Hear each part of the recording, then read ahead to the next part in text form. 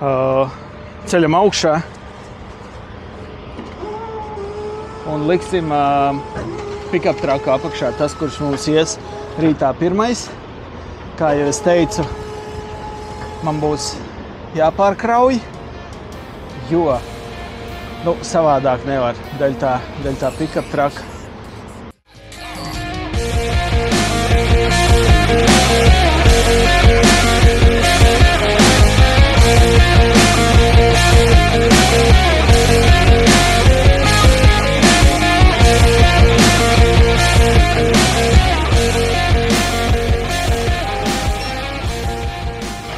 Mēs esam tajā nozagtajā pick-up trakā.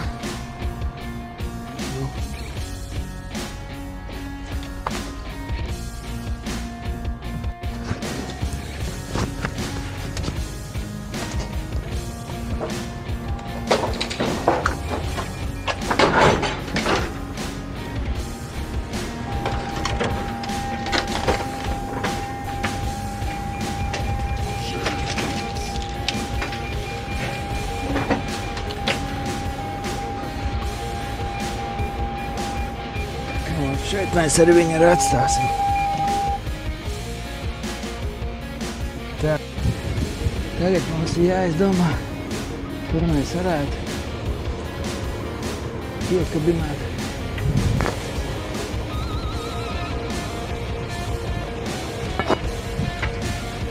Piekabināt āķis. Lai mēs viņu varētu piesiet. Reku, te var būt tas.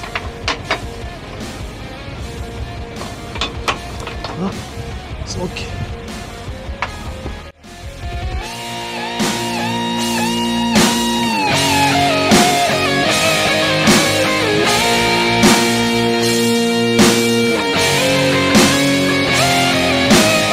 Licensed this instrumental only at JerdBeats.com.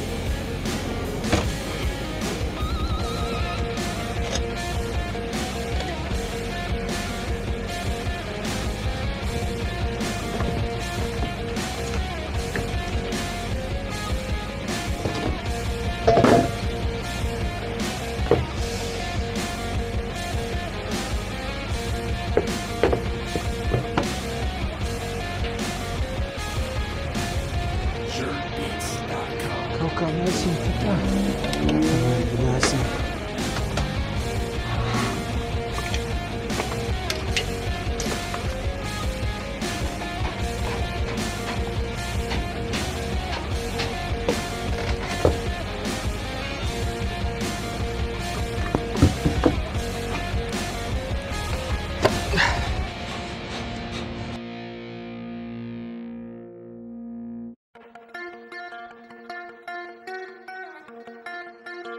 Kaut kā tā.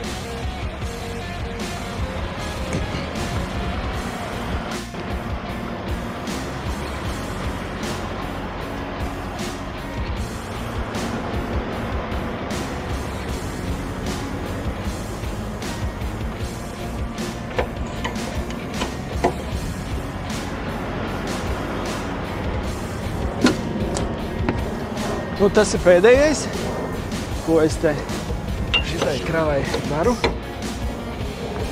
Noštropēju, nē, bet te neiet iekšā, tas jāpaceļ augšā. Nobloķēju tās vadotnes, lai viņas nestaigā. 1, 2, 3, 4, 5, 6, 7, 8. 8. Un šeit arī būs 8.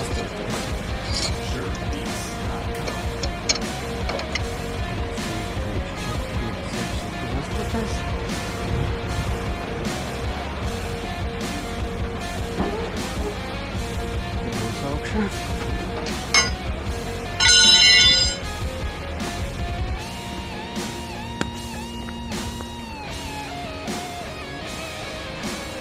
Caurumiņi, reku, man ir atzīmēti. Ja ir šitajā pusē, reku caurumiņš, tad otrā pusē arī caurumiņš. Es vados pēc tā, kāds augstums, lai būtu vadotnes vienādā augstumā.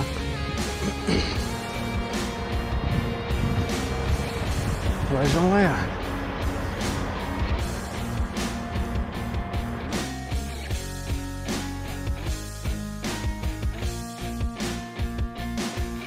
Nu, un pēdējais šajā darbā ir nomērīt augstumu.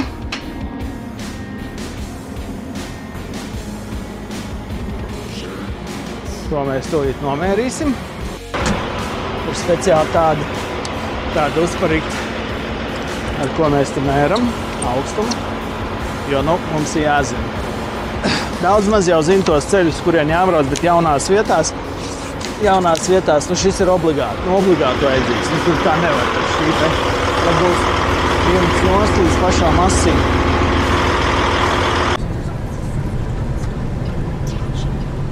Nu tā, mēs esam piebraukuši pie Amerikas-Kanādas robežas. Tūlīt mēs šķērsosim arī robežu. Pāri brauksim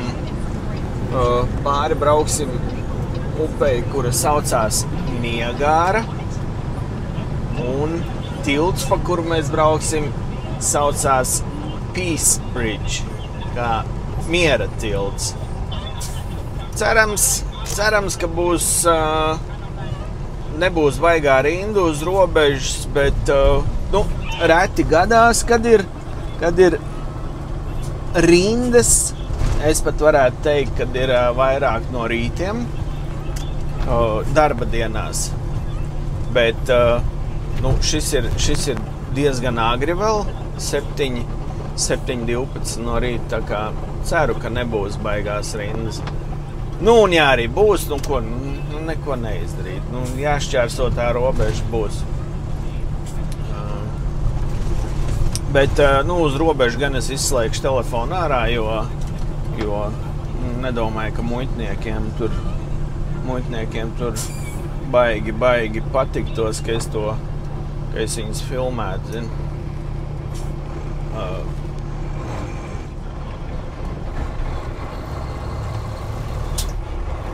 Procedūra būs tāda, ka mēs izbrauksim robežu, un man būs jāiet ar visiem papīriem, būs jāiet iekšā pie muitniekiem, un tad viņi tur pārbaudīs un paskatīsies,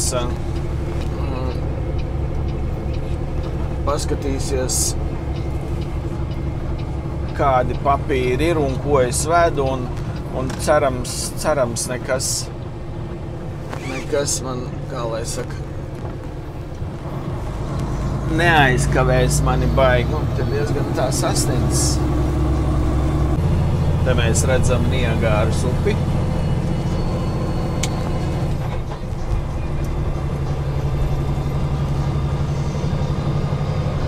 Arī tur. Priekšā ir Buffalo. Visi noteikti zina, kad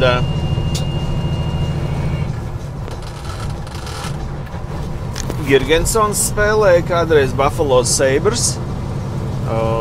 Esmu bijis arī uz NHL spēlēm. te. Viņiem interesē. Visi papīri, protams, visas mašīnas un atkal ieslēdzās signalizācija. Neko nevar izdarīt. Man tāpat tūlītās būs jāstājās.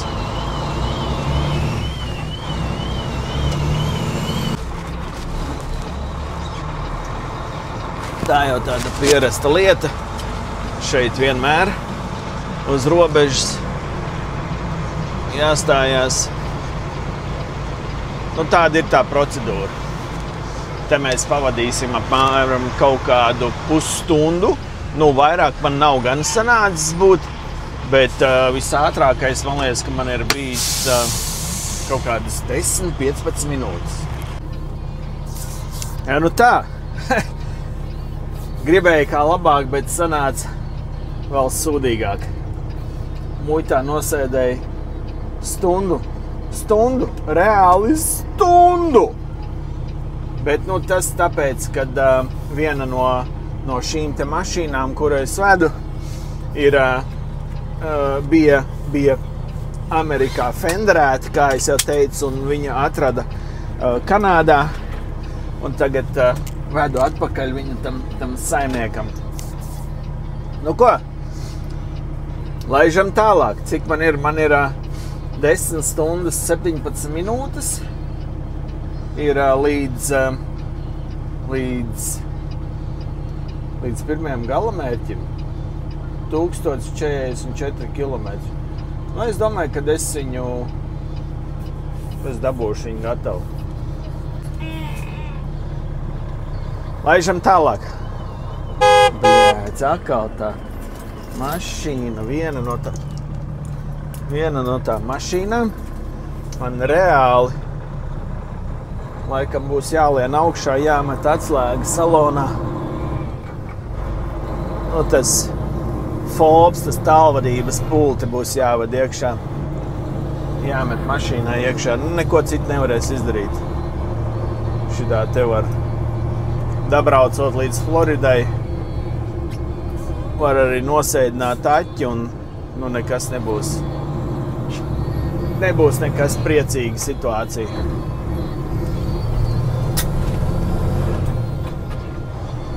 Tā, nu ko, tagad ir mēs esam Buffalo. Redz, stunda no šejienes, stunda no Toronto, no manām mājām līdz Buffalo. Labi, no es ne pašā Toronto dzīvoju, es dzīvoju tādā priekšpilsētā. Un šeit tad atbraucam arī šeit kaut ko paskatīties, iepirkt. Paskatīties te nav ko, bet iepirkt. Un šeit tad arī atbraucam uz hokeja spēli, kā jau es teicu. Salīdzinājumā hokeja spēli par biļetēm. Ja Toronto viņa maksā biļeti un pašā augstākajā tur stāvā nezinu, kaut kādu pāri pa $400, $300-400. Varbūt, ka var lētāk no perekupiem vai vienalga, kā tur nopirkt. Un nu tad jā, bet es zinu, kā es labāk atbraucu uz šejienu, es samaksāju $50 amerikāņu par biļeti, un es sēžu, tīri nekā tādā labā vietā, un visu, un tad vēl apvieno iepirkšanos, atbraucot uz Ameriku. Jā, tagad būs, izbrauksim pēc 10 kilometriem, izbrauksim uz I-90 highway, kas iet līdz pašai Clevelandai. Tā kā mēs līdz pašai Clevelandai mēs braucam pa I-90 highway. Nu, nezinu, vai jums tas būs interesanti vai nē, bet nu, tur principā tur nav ko redzēt. Ja jūs gribat pastīties kartē, ja jūs atrodat Kanādu un Kanādu, Ameriku, Buffalo, ir liels ezers. Viņš saucās Lake Erie. Ērijas ezers. Nu, un tas ceļš, tas I-90 ceļš iet gar pašu ezeru līdz pat pašai Clevelandai. Un tā jau tālāk es nobraukšu uz 77. un pa 77. pilīšu visu ceļu lejā līdz savai naktsmītnei. Un, nu, neiet tā, kā gribētos. Tā kā gribētos. Degvielas ziņā gan. Jārēķina to, ka man ir tā bišķskapīts tas gēliks augšā uz jumta, un tas man dod baigāko bremzu, un vēl pie reizes kur ir lietus. Nezinu, cik tālu, bet nu, neko darīt. Reāli neko darīt. Ir tikai jābrauc.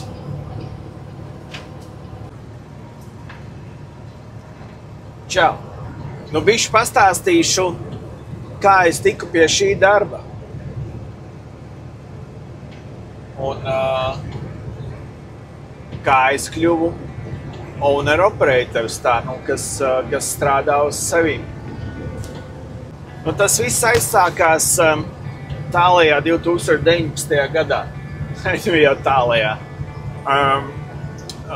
Pirms tam es strādāju vienā fabrikā, kur taisījām smagajām mašīnām trailerus, gan metāla, gan alumīnija, metinājām, nu, no nulles principā, no likām kopā. Un mana kārtējās sporta trauma uzjundīja un vajadzēja atkal veikt kārtējo operāciju. Un, protams, sēdēju mājās un 2-3 mēneši no darba un runāju ar Kanādas latvieti, kas jau šeit darīja tieši to pašu darbu, jau vecāks vīrs. Un viņš saka, aizej noliec tiesības, un viņš man iekārtos darbā. Paskatījos, cik maksā tiesības, $9,200. Nu, man nebija izvēle. Man bija vai nu jāriskē, vai nu sēdi mājās un uz bezdarbnieku pabalstu, vai arī tad, kad izveseļojies, tad eja apakaļ strādā rūpnīcā, elpo putekļus un tādu metināšanas. Nu, protams, sakasīja naudu pa kredītkartēm un kur vēl nekur un novembrī bija pieteicies kursiem. 4. novembrī sākās kursi. Un 1. martā dabūju jau tiesības. 1. martā es noliku eksāmenu, un tiesības man bija jau kabatā.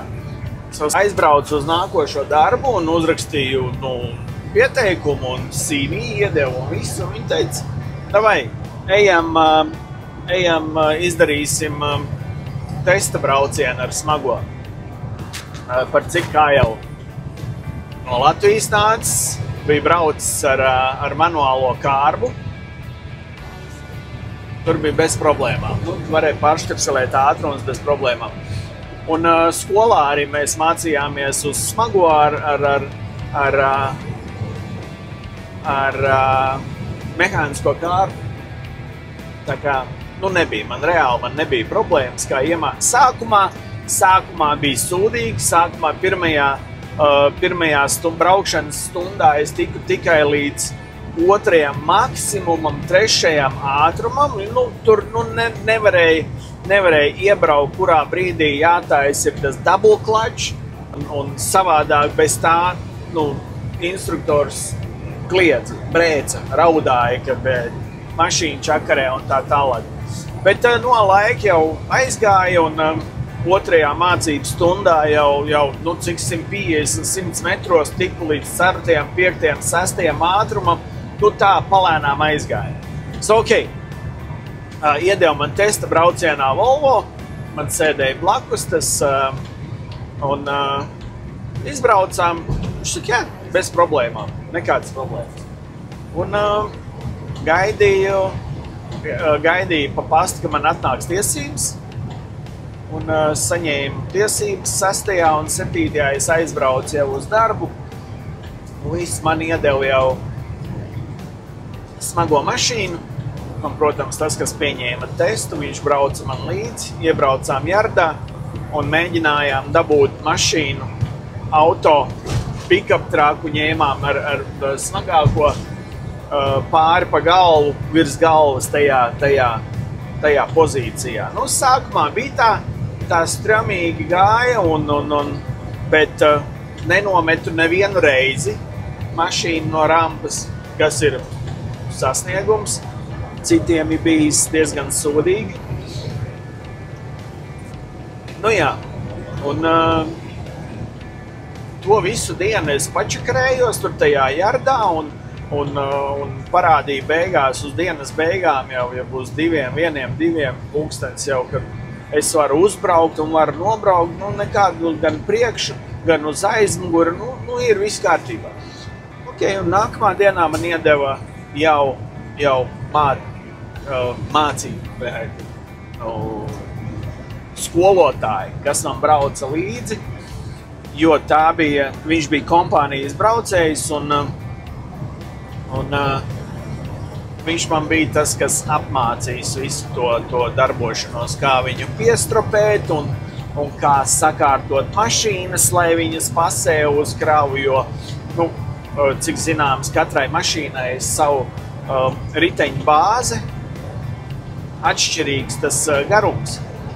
Un līdz ar to, ja tu tur nepareizi uzliec, tad tev nesanāk visas mašīnas nesanāk uzlikt uz traileru un uz smago. Nu tā, palēnām un trenējos, un pēc 2 nedēļām es biju gatavs. Es biju gatavs viens pats jau braukt. Man noņēma nost to skolotāju un iedeva man mašīnu, kuras viens pats smago iedeva man, kuras viens pats varēja mizot. Un, nu jā, tā es sāku strādāt par stundām. Man maksāja par stundām. Viņi teica, nu tad, kad tu esi gatavs, tad mēs maksāsim par kravām. So, respektīvi, tu uzkravu kravu, aizved dīlerim, nokravu, viss. Par to viņi maksā. Tas ir tavs, kā lai pasaka, tu jau nevis par stundām, bet tieši par mašīnām. Jo tu vairāk uztaisīsi, jo vairāk un lielāku naudu tu saņemsi. Un pagāja 2 nedēļas, ka es viens pats tā trenējos pa stundām. Es izdomāju, nu, nav ko dirsties. Eju pie priekšnieka, saka, davai, ņem man nost no stundām, liec man uz kravām. Bet vai tu būsi gatavs? Tu zini, tas viss ir no tevīm atkarīgs un tā, stundās lēni gari tu vari pamācīties. Es teicu, nē, vecīt, man tas neapmierina, man vajag tomēr, lai man iedod dzinumu, es ātrāk iemācīšos, kā visu to darīt. Jā, viņi tam piekrita un tā es sāku strādāt tīri par kravām. Un ņēmu tālos gabalus, vienu kravu uzbrauc, uzkrāmē un aizved. Uz 2 dienām es braucu. Tā arī lēnām, kamēr viss iegājas. Protams, nebija jau tā, ka nebija damage, tā bojājumi. Protams, ka bija un lielākie bojājumi bija jumti, kur tu laižot trailerim 2. stāvu lejā, tu nepamani, kad jau, tu vienkārši sajauc kloķus. Vienkārši cilvēcīgi. Tā ir cilvēciskais faktors un bija, kādi 2 bija tādi, bet ne jau baigi tur sačakarēts jums, bet pienācīgi, lai tiktu būt labots tas jums. Un par to man nebija jāmaksā kā par bojājumu, kuru es uztaisīju. Tas bija tāda viena normāla feature. Un paralēli sāku meklēt smago mašīnu. jā, pēc, kā jau es jau minēju, pēc pusotra gada es atradu smago mašīnu un aizbraucu viņai pakaļ. Un tad es sāku strādāt jau pats uz sevi. Pats maksā par bojājumiem. Kā jau viss nākās, bet jūs prasīsiet, vai tas ir izdevīgi. Protams, kad ir izdevīgi. Nu, labrīt! Ir 5:20 no rīta, un mēs laidīsim tālāk pie pirmā klienta, kurš ir no šejienes 1:40 apmēram. Nav tālu. Pirmais klients bija tā, ja atceries, stāstīja par Tundru, Toyota Tundra, un es ceru, ka šodien kaut ko pafilmēsim, ja nebūs lietus atkal. Jo te sola, ka būs lietus un vējš un atkal būs pakaļā. Bet kas man vakar bija? Vakar iebraucu stāvlaukumā un jau viss jau sariktējos tā kā uz nostāšanos. Uzreiz tāds baigais belziens man pa mašīnu. Pum! Mašīna notirinājās. Kas notiek? Izkāpja ārā, jā, viens vīrals stumjās iekšā un skatos, it kā visas mašīnas ir nekāda vaina bez problēmām. Un tad paskatījos, zemē mētājās spoguls. Man sāna spoguls. Re, kur viņš ir jauns. Šobrīd. Viņš izkāpja ārā, kas bija? Es saku, kā, tu neredzēji, tu man spoguli nolaudzi. Sorry. Un tad viņam braurība tā kā bišķi uzmetās. Viņš teica, jā, bet pasties, kā tu esi noparkojies, tu šķībi, tas ir dēļ tevīm. Es saku, pagaidi, tu nemeklē tagad te atrunas. Es saku, tu izdarīji. Es saku, man mašīna nav nekur pāri līnijai. Es saku, un es nebiju vienīgais, kas tā noparkojās, jo blakus man, es noparkojos tikai tāpēc, kad blakus man noparkojās tā. Sorry. Viņš saka, nē, es neko nemeklēju. Viņš saka, jā, kā mēs tagad darīsim? Es domāju, policijas saukt? Priekš kam? Es saku, aizvien nopērc jaunu. Cik tāds maksā? Var redzēt, cik tāds maksā. Nevis jā, uzreiz davai tūlīt, bet jā, cik tāds maksā? Es nezinu, ka $20. Tad skatījos šamais ar spogulīti. Man spogulīti aiziet uz servisa centru un pa to laiku es aizgāju ēst. Šorīt no rīta tikko es viņu uzbungāju un redz, kur ir mans spoguls. Tā viņš man iedeva spogulu un atvainojās vēlreiz un sanāk, neko nevar izdarīt. Kā bija, tā bija. Spoguls man ir jauns, uzlikšu pa dienu. Davai, tiekamies vēlāk. Čau!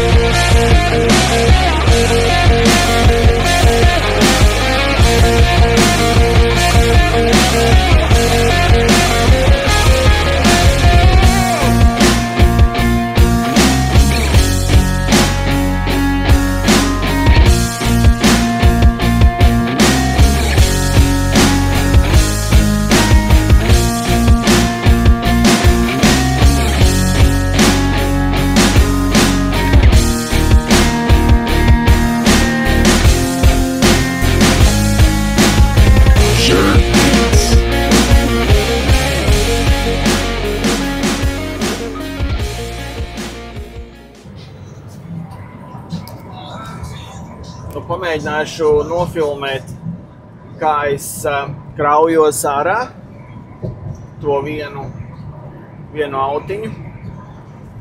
To Porsche, ko lika pēdējais uz treilera otrajā stāvā, man jādabū, viņš ir lejā uz treilera pirmajā stāvā kā pēdējais. Tātad ļoti vienkārši būs. Mēs liekam iekšā apakaļ trailerī, tundras vietā, un tad mēs laižam lejā otro stāvu, ņemam nost Porsche un ceļam augšā otro stāvu un braucam Porsche apakšā pirmajā stāvā. Vai arī izdzenot tundru ārā, mēs nolaižam lejā otro stāvu, nodzenam Porsche, paceļam augšā traileri, iedzenam Mersi iekšā, un pēc tam mēs iedzenam arī iekšā apakaļ Porsche pirmajā stāvā. Kaut kā tā, tas ir mans tas plāns, kurš, es domāju, ka īstenosies. Es domāju, ka būs ok. Mums ir sarunāta tikšanās šajā Esso gas stationā. Viņš teica, no 7 līdz 7:30 viņš te būs. Es tā ceru. Labi, nebūs. Pagaidīsim. Tā. Vai, tagad darīsim visu, kā mēs darījām, ka likām virsū.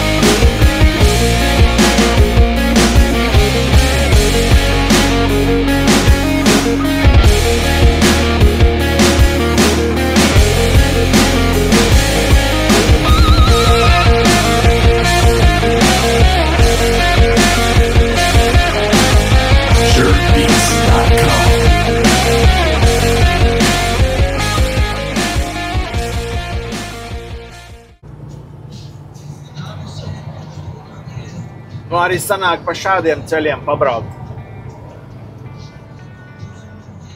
Jātiek man ir līdz I-95 highwayam, kurš jau tad iet jau lejā līdz pašai Floridai.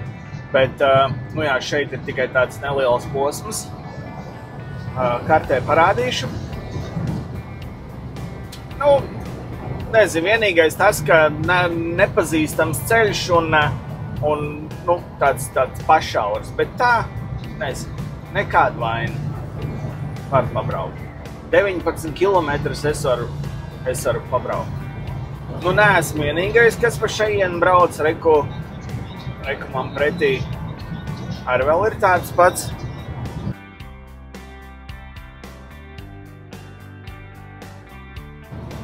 Vienreiz man sanāca, tas bija pirms jaunā gada pēdējais ceļojums uz Floridu, un tad no Floridas man samainīja nedaudz kravu.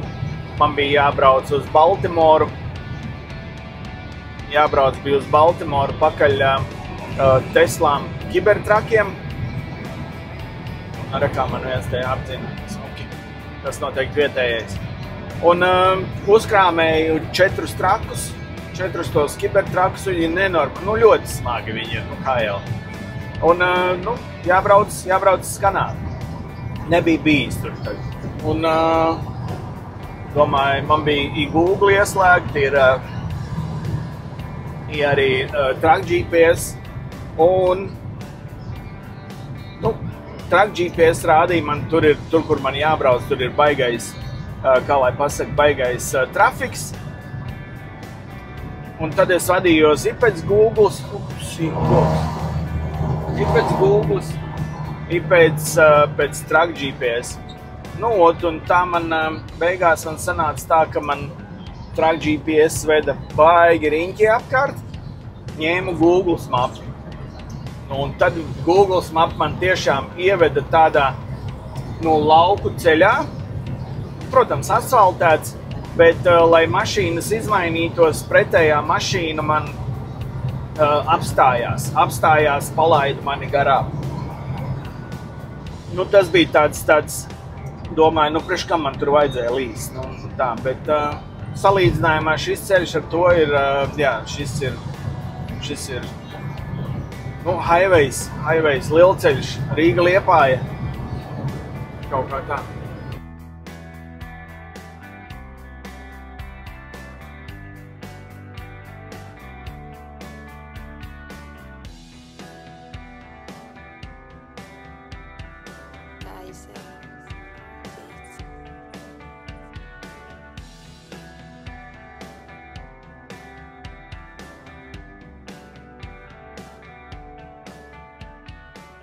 Esam tagad izbraukuši uz 95. highway, to manis jau sen pieminēto, tas, kurš iet.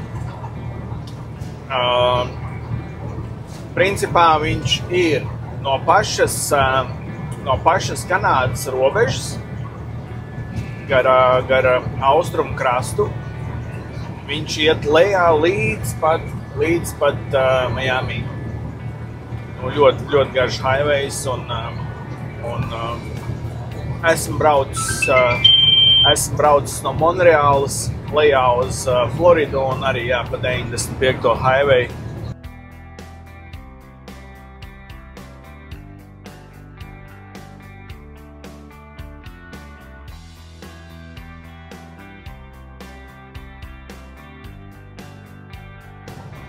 Reku ceļmalā tagad redzēs smagais. Viņš jau bļāviens, viņš kādu laiku jau laida ar šitādām te bremzēm. Tur nosprūdušas bremzes. Jā.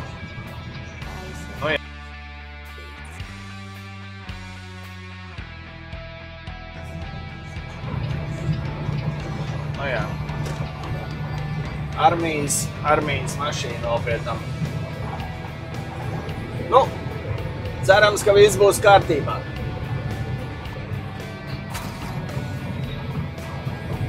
Tagad reku iebrauksim, uztankosimies, un, lai ir pilna bāka, lai mēs varam mierīgi sirdi aizlaist līdz galamērķim, bet līdz nakšņošanas vietai.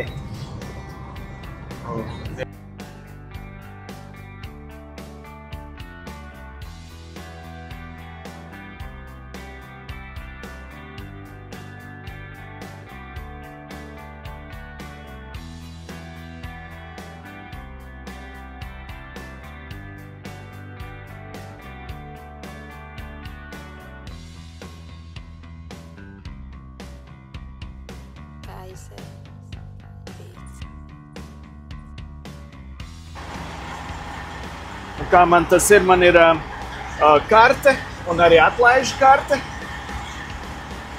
ar kuru mēs dabonam punktus, un punktus mēs sakrājam un izmantojam dušu.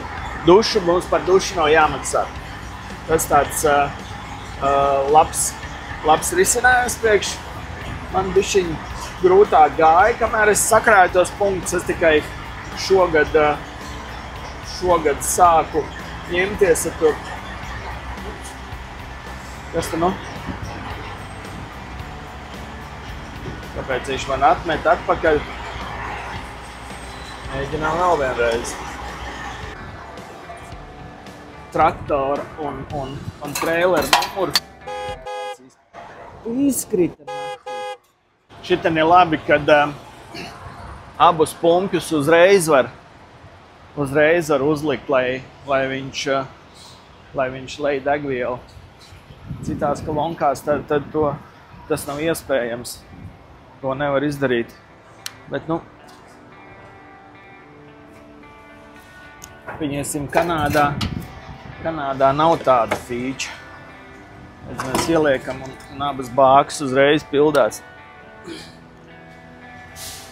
Kā, kamēr mēs esam, kamēr pildās, mazgājam stiklus.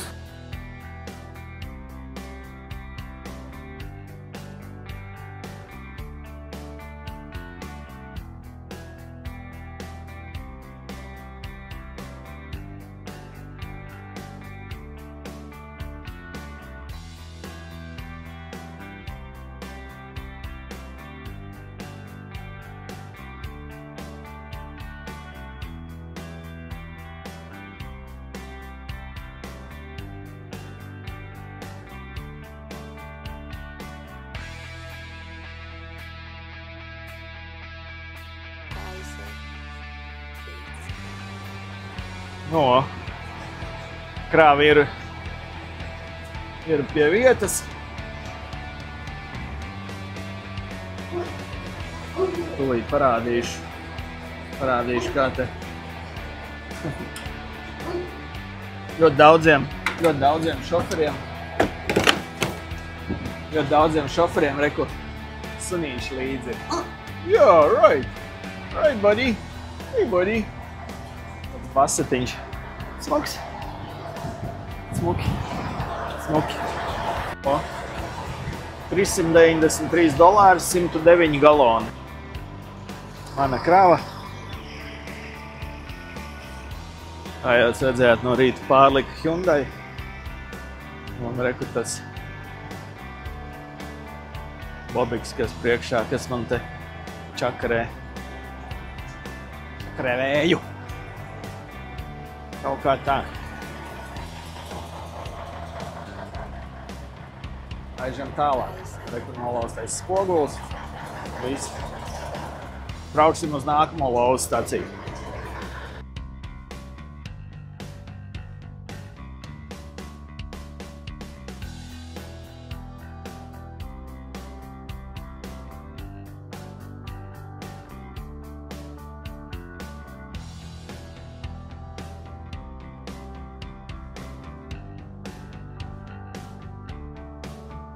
Un par cik ir sestdiena? Kaut kas ir noticies šeit, jo daudz cilvēki brauc uz pludmalēm un kur vēl nekur, jo tāpēc te tāda aizķeršanās, diezgan liels trafiks. Varbūt tās kāda avārija priekšā ir, bet man it kā neko ne Track GPS saka, ne Google saka, kas tur ir.